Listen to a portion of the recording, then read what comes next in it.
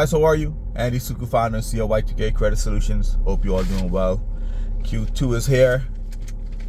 Time is flying, guys. You know, by the time you notice it, it'll be Q3, Q4, and another year passes by. Anyway, I want to talk to you guys about a post that was sent to me by one of our followers. Now, I really wasn't gonna talk about it.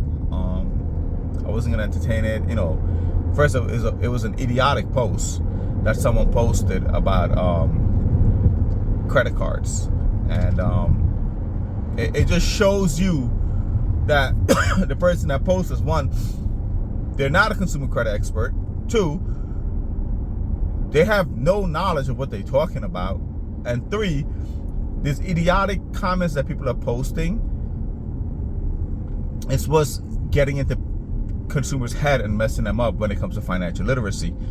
So, you know, I wasn't going to comment on the post. It is what it is. But then I thought to myself, I'm like, no, I have to clarify this, because this is the information that you're inundated with on the internet, and you're thinking that's how it works. And now you're following this information, and you're getting yourself into financial situations. So the comment said something along the lines of, I can't remember exactly what it said, but it said something of, it has to do with loyalty. And it said, if the banks are not loyal to you, why are you loyal to them to pay them back? Something along the lines of that is said. And I'm like, what? If the banks are not loyal to you, why are you loyal to pay them back? Who in their right mind that claims to be a credit expert would make such an idiotic comment like that and make a post and put it on social media? But then again, this is social media. People post any and everything that they feel is important probably to them, or they want to make a statement, or they're looking to get clout, or, you know, I don't know what it is. I don't know why this person was posting that, but let me break that down for you guys. First off, for one, the comment is very inappropriate, right? Idiotic, inappropriate. Two, in order for you to get a credit card from a bank, you have to meet the bank's criteria, correct? Right or wrong? That means you have to have, every bank has their own criteria to provide, that you have to meet to get a credit card from them. Now, if you're in a subprime space, you have to meet subprime criteria. That criteria is very easy to meet, because in the subprime space, all you need to do is have a credit score of 620, a lower, or 620. Even if you have some derogatory accounts in your credit report, they'll get the credit card. All right, that's simple. In the prime space, you have to have a 720. Now, quite a few, you know, I think upwards over, you know, I think a good 30-40% of people have 720 credit scores, so they get prime credit cards. So you meet the bank's criteria, you get the credit card, you use the credit card for 3-4 years. You use it, you and the bank's relationship was great. You had a great relationship. You used the credit card, you paid it, the bank added positive data to your credit report, your credit score went up, the bank gave you credit line increases every 6 months automatically because you're a good paying customer. You you swipe, you paid on time, you didn't max out the credit cards, you didn't default, you didn't make late payments. You did your part as a responsible person with a credit card, and the bank did their part as a responsible lender, seeing that you are responsible to pay back what they've given to you. No problem there. Okay, so we agree. Now, for example, something happens, life happens. We know that life happens.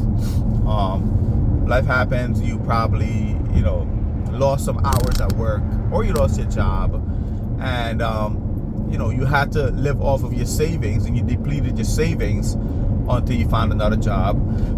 And then you have to prioritize what you need to pay. If you need to pay your rent, your mortgage, your credit card, whatever, that happens. That's normal. That's normal in a day-to-day consumer life, because life happens, right? You can't pay the card, you end up in a little hardship situation. Banks have laws, policies, and procedures. It's all listed in their contracts. The bank is saying, hey, you can't pay the card. You have to go through the terms of our agreement. Obviously, if you don't pay it, you get 30, 60, 90 days late, 120, 150, 180 days, it's charged off.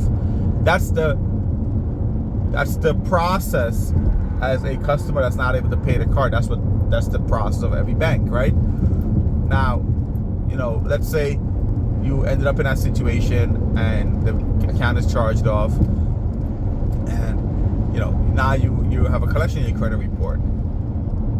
Why would you want to think that, oh, the bank is not loyal to me, I'm not going to pay them back? Why would you want to put yourself in that situation and try to stiff the bank? Or granted, you can't settle the debt, but in my personal opinion, if it's a prime bank, you should try to honor and pay that debt back 100%, because somewhere down the line in the future, you might be able to get that credit card back from the bank, especially when it comes to the prime credit cards.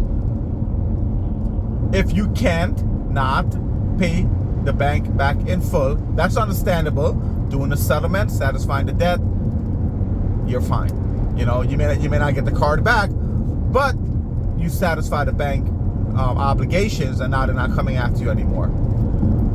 Why would you want to think that, oh, you know what, the bank's not loyal to me? They were loyal to you all the time while you were paying the card, while things was up, you had a job, you were swiping the card, you were paying. They were loyal to you all the time while things was up. Not because you entered into hardship because of your financial situation.